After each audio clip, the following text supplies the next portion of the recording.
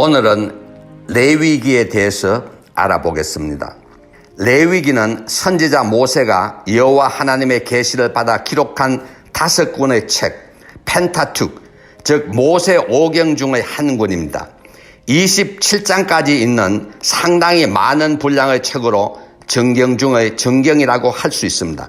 이 책은 야곱의 12아들 중 세 번째 아들인 레위의 이름을 따서 레위기라고 한 것입니다. 하나님을 섬기는 제사에 관련된 일은 모두 모세와 그의 형 아론이 속해 있는 레위 족속에게 부여되었기 때문입니다. 따라서 이 책은 제사의 종류, 제물로 사용할 수 있는 예물의 종류와 규례, 제사장의 의무와 제복, 정한 짐승과 부정한 짐승의 구별, 제사를 드리는 사람들의 거룩함과 청결의 문제 등을 구체적으로 다루고 있는 특별한 책입니다. 그런데 레위기는 가장 읽혀지지 아니하고 이해하기 힘든 책으로 평가되고 있습니다. 가장 덜 읽혀지는 이유는 예수님의 십자가 대속 사역 이후에는 제사가 폐지되고 예배로 대치되어 제사에 대한 관심이 줄어들었기 때문입니다. 하지만 레위기의 모든 제사나 제물의 문제는 메시아로 오신 예수님의 죽음과 직접 연결되어 있고 그 죽음에 모든 초점이 맞추어져 있다는 것입니다.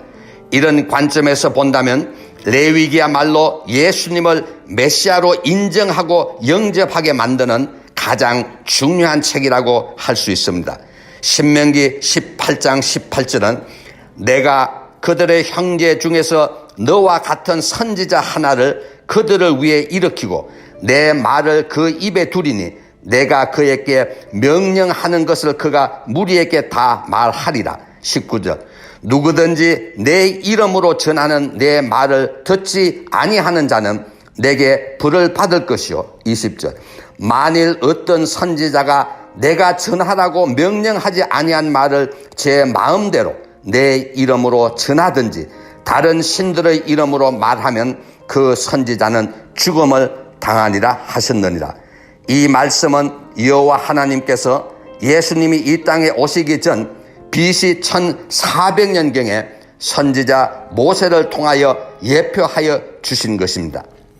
그리고 메시아는 어떤 모습으로 오시게 될 것인지 이사야 선지자를 통하여 BC 700년경에 또 다시 예표해 주셨습니다. 이사야 53장 5절은 그가 찔림은 우리의 허물 때문이요 그가 상함은 우리의 죄악 때문이라. 그가 채찍에 맞음으로 우리는 나음을 받았도다. 6절 우리는 다 양 같아서 그릇 행하여 각기 제 갈 길로 갔거늘 여호와께서 우리 모두의 죄악을 그에게 담당시켰도다. 7절 그가 곤욕을 당하여 괴로울 때에도 그의 입을 열지 아니하였으며 마치 도수장으로 끌려가는 어린 양과 털 깎는 자 앞에서 잠잠한 양같이 그의 입을 열지 아니하였도다. 8절 그는 곤욕과 신문을 당하고 끌려갔으나 그 세대 중에 누가 생각하기를 그가 살아있는 자들의 땅에서 끊어짐은 마땅히 형벌받을 내 백성의 허물 때문이라 하였으리요. 9절 그는 강포를 행하지 아니하였고 그의 앞에 거짓이 없었느니라. 그의 무덤이 악인들과 함께 있었으며 그가 죽은 후에 부자와 함께 있었도다. 아무리 전능자이신 여호와 하나님의 예언이라 할지라도 그 예언이 어떻게 이처럼 구체적으로 정확하게 이루어질 수 있느냐 하는 것입니다. 구약의 모든 책이 이 땅에 메시아로 오시는 그리스도에게 집중되어 있다고 하겠지만 레위기야말로 그 초점이 온전히 예수님의 십자가 제단에서의 계속 사역과 보혈의 능력 그리고 성령의 파워에까지 맞추어져 있다는 것입니다. 그렇다면 우리는 레위기를 읽고 또 읽어 제사와 예배 속에 담겨 있는 하나님의 뜻이 무엇인지를 깨닫고 하나님께서 기뻐 받으실 수 있는 예배를 올려드려야 할 것입니다.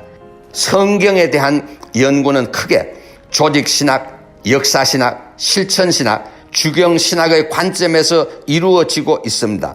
오늘은 이 레위기가 왜 이해하기 힘든지 주경신학의 관점에서 먼저 알아보겠습니다.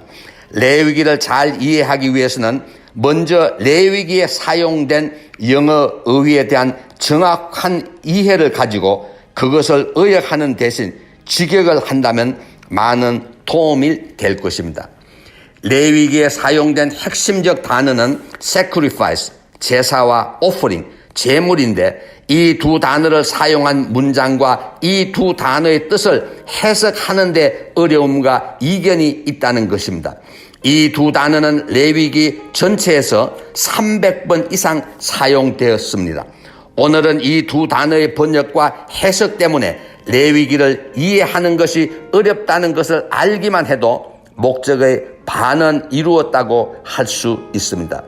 이 문제는 다음 시간에 다룰 예물편에서 자세히 알아보려고 합니다. 우리는 무엇을 안다고 할 때 사물의 한 부분만을 보고 그 사물을 다 안다고 할 수는 없습니다. 성경은 하나님의 영감을 받아 쓰여졌고 또 번역되었습니다. 그 번역 너머에 있는 숨겨진 뜻까지 이해할 수 있어야 합니다. 한국 민족은 유교의 영향으로 어느 민족보다도 제사 문제에 젖어 있는 민족입니다. 이러한 한국 민족에게 진정한 제사는 어떤 것인지 깨닫게 해주시기 위해 하나님께서는 직접 번역에 개입하셨다는 것입니다.